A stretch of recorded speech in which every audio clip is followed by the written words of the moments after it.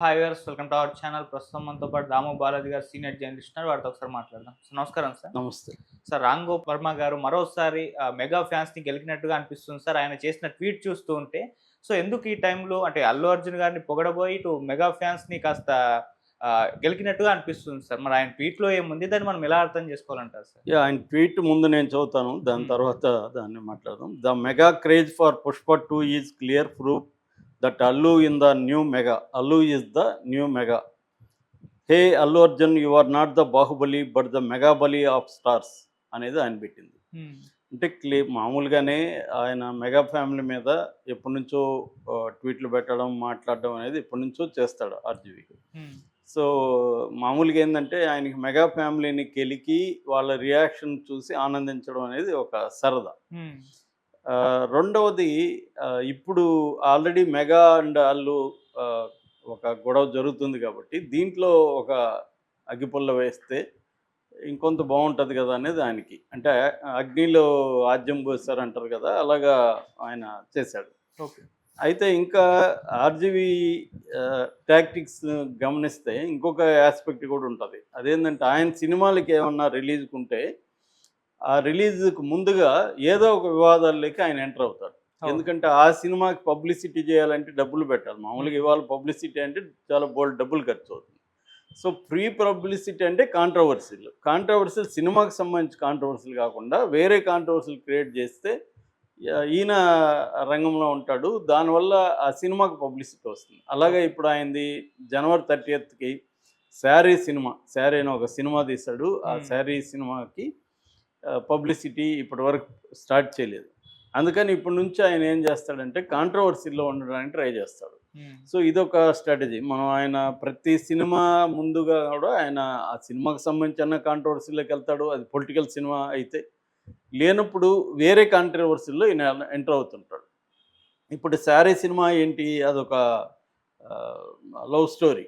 Love okay. Story అంటే భయంకరమైన, ఆయన భాషలో భయంకరమైన లవ్ స్టోరీ. హ్మ్. అంటే ఎక్కువ లవ్ అయితే అది స్కారీగా ఉంటదనేది ఆయన కొటేషన్ గూడా దాంట్లో ఓకే. ఉంది. సో, అటువంటి ఒక అబ్సెసివ్ స్కారీ లవ్ స్టోరీ తీస్తున్నాడు. హ్మ్. దాంట్లో పెద్ద కాంట్రోవర్సీ అట్లాంటివి కొన్ని వందల వేలు వరల్డ్ వైడ్‌గా వచ్చేసాయి. దాంట్లో ఏమీ లేదు. హ్మ్. సో, పైగా ఆ అమ్మాయి ఎవరో తెలీదు. హీరో ఎవరో తెలీదు. ఆ సినిమా మామూలుగా ఆర్‌జీవి తీసే గొప్ప సినిమాల్లో అదొకటిగా మిగిలిపోయే అవకాశం కనిపిస్తుంది. హ్మ్. ఆ వ్యవహారం అంతా చూస్తే. ఆయనకి నచ్చుండొచ్చు ఆ అమ్మాయి గానీ, జనాలు దాని పట్ల ఏమీ లేదు ఇవాళ. ఇవాళ బ్రహ్మాండమైన అమ్మాయిలంతా వచ్చేసినాక ఆహ్, ఈయనకి నచ్చింది, నాకు నచ్చింది కాబట్టి మీరు చూడండంటే ఇవాళ జనం ఎవరు చూడడానికి రెడీ. మామూలుగా ఓహ్! ఒక మోస్తరు సినిమాలకే థియేటర్‌కి వెళ్ళట్లేదు. హ్మ్. సో, కాకపోతే ఆయనకి ఇవన్నీ తెలియకేం గాదు. ఆయనకేందంటే ఇవన్నీ తెలిసి ఆయన చేస్తూ ఉంటాడు. సో, కాకపోతే మాక్సిమం దాన్ని ప్రమోట్ చేయడం ద్వారా కనీసం ఓటీటీకి కొంత సేల్ జేసుకోవచ్చనేది ఆయనకుంటది. ఓకే. సో, ఈ యాంగిల్ నుంచి ఆయన కాంట్రోవర్సీ‌లకి ఎంటర్ అవుతుంటాడు. That is number 1. Hmm. Number 2, అందరికి డౌట్ ఏందంటే ఈయన మీద ఆల్రెడీ కేసులున్నాయి. అరెస్టు అయ్యే అవకాశం కనిపిస్తుంది. ఎందుకంటే మండే వరకు అరెస్ట్ చేయొద్దనింది తప్ప ఆయన పర్మనెంట్‌గా అరెస్ట్ చేయమని కోర్ట్ చెప్పలేదు. హ్మ్. ఆయన మాండమస్ అనే ఒక రిట్ పిటిషన్ వేశాడు. మొత్తం 3 పిటిషన్‌లు ఇప్పటివరకు హైకోర్టులో ఏశాడు. ఒకటేమో కేసులను కొట్టేయమని హైకోర్టులో పిటిషన్ ఏశాడు. ఓకే. దాన్ని క్వాష్ పిటిషన్ అంటారు. దాన్ని హైకోర్టు ఆమోదించలేదు. హ్మ్. అంటే బ్లాంకెట్ ఆర్డర్ మేము ఇవ్వలేము. నీకేమన్నా అరెస్ట్ అవుతానని భయముంటే ఆహ్, ముందస్తు బెయిల్‌కి అప్లై చేసుకోమని జెప్పారు. ఓకే. దాని తర్వాత ముందస్తు బెయిల్‌కి అప్లై చేశాడు. హ్మ్. అది ఏది ఒక కేసులో మద్దిపాడు, ఒంగోలు దగ్గర మద్దిపాడు లో తెలుగుదేశం మండల కార్యదర్శి రామలింగయ్య పెట్టిన కేసది. హ్మ్. కానీ ఆయన మీద మళ్ళీ మళ్ళీ కేసులు పెట్టారు. దాదాపు 9 కేసులు ఇప్పటివరకు మనకు తెలిసి ఉన్నాయన్నమాట. సో, దానివల్ల అన్నిట్లో యాంటిసిపేటరీ బెయిల్‌కి ఇస్తారా? ఒక కేసులోని ఇస్తారా? ఈ కన్‌ఫ్యూజన్ ఉంది. ఓకే. అందుకని ఇప్పుడేం చేస్తాడాయన, మాండమస్ అనే ఒక రిట్ ఏసాడు. మాండమస్ అనే ఒక రిట్ ఏం చెబుతుందంటే, లీగల్‌గా ప్రొసీడ్ అవ్వమండి.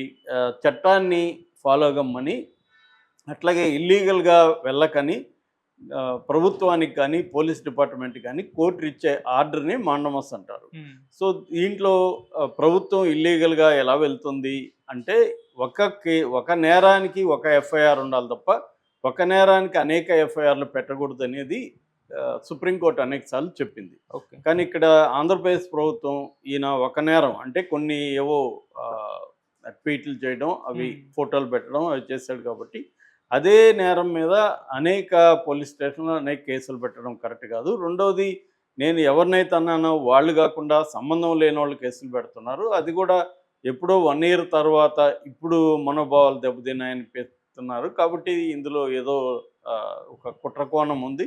కాబట్టి వీళ్ళని గవర్నమెంట్ని తర్వాత పోలీసుల్ని ఎఫ్ఐఆర్లు పెట్టొద్దని చెప్పండి అని వేశారనమాట. అది కూడా మండేకి ఉంది. జస్టిస్ చక్రవర్తి ఆయన జడ్జి గారు మండేకి పోస్ట్ చేశారు. సో ఇదొక యాంగిల్. ఇంకొక యాంగిల్ ఏంటంటే ఈయన బ్యాక్ డోర్లో వెళ్ళి లోకేష్తోనూ పవన్ కళ్యాణ్తోనూ కాంప్రమైజ్ అయ్యి వాళ్ళకి సారీ చెప్పి తన మీద కేసుల్ని ముందుకు తీసుకెళ్లకుండా ఒక సెటిల్మెంట్ చేసుకున్నాడని వార్త కూడా బయటకు వస్తుంది. ఓకే. అది అందులో ఎంత నిజమో తెలియదు. ఎందుకంటే ఈయన లగడపాటి రాజగోపాల్ ద్వారా వెళ్ళాడు అనేది ఒక వార్త వస్తుంది. లగడపాటి ఈయన క్లాస్మేట్ కాబట్టి. సో ఈ యాంగిల్లో తీసుకున్నప్పుడు ఆయన కొంత మెంటల్గా ఫ్రీ అయినట్టు కనబడుతుంది. అంటే కేసులు అరెస్టుల ఒత్తిడి అనేది ఆయన బయటకు ఎన్ని చెప్పినా, జైలుకి వెళ్తే కథలు రాసుకుంటాను అవన్నీ బయటకు ఎన్నన్నా చెప్పచ్చు మనకు. కానీ జైలుకి వెళ్తే ఆ జైలు జీవితాన్ని అనుభవించడానికైతే అంత ఈజీ అయితే కాదు. అది ఆయనకు కూడా తెలుసు. ఎందుకంటే ఇవాళ ఒక కంఫర్ట్స్కి ఇక్కడ అలవాటు అయిపోయినాక జైల్లో పోయి ఆ డిస్కంఫర్ట్ని ఫీల్ కావాలంటే చాలా కష్టం. నేను ఆయన స్వయంగా చూసే ఆయనకి డిస్కంఫర్ట్స్ అంటే అందరిలాగే ఆయనకు కూడా ఇబ్బందే కదా. ఒక మంచి కారులో వెళ్ళాలి, కారు మారిస్తేనే తిడుతుండేవాడు ఆయన. సో ఇప్పుడు బస్సుకి వెళ్ళలేడు, అట్లా కొన్ని పనులు ఆయన చేయలేడు కదా.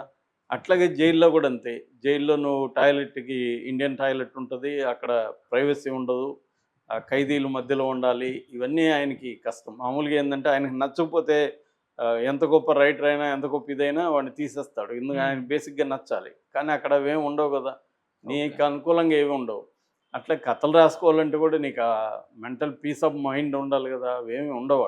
కాకపోతే బయటకు వచ్చి ఆయన వాటి అనుభవాల నుంచి రాయకూడదని ఏం కాదు. కానీ ఆ పేస్ చేయడానికి ఆయన ఏమీ అంత రెడీగా లేడు. కాబట్టి జైలుకి పోకుండా ఉండడానికి ఆయన ట్రై చేస్తాడు. కాకపోతే వరస్ట్ అంటే జైలుకి వెళ్ళాల్సి వస్తే ఎవరైనా ఏం చేస్తారు, ప్రిపేర్ అవుతారు వరస్ట్కి. సో అలాగే ఆయన కూడా వరస్ట్ కండిషన్ అంటే నేను ఆడపోయి రాసుకుంటానని చెప్తున్నాడు. అంటే మెంటల్గా వరస్ట్కి కూడా ప్రిపేర్ అయ్యి ఫైట్ చేయాలి. మామూలుగా ఒక సామెత ఉంటుంది, prepare for the worst and plan for the best అని. ప్రతి గివెన్ సినేరియోలో మనం దేన్నైనా కూడా చేయాలనుకున్నప్పుడు, ఒక పని చేయాలనుకున్నప్పుడు, లేదా ఒక దేంట్లోకి ఎంటర్ అవ్వాలనుకున్నప్పుడు ఇందులో ఏది వరస్ట్ ఉండొచ్చు, అవుట్కమ్ వరస్ట్ ఏది ఉండొచ్చు అని మనం ఆలోచించి దానికి ప్రిపేర్ అయిపోయాను మెంటల్గా. మిగతా ఏదొచ్చినా మనకి ఇబ్బంది లేదు. ఎందుకంటే వరస్ట్ సిచ్యువేషన్గా మనం ప్రిపేర్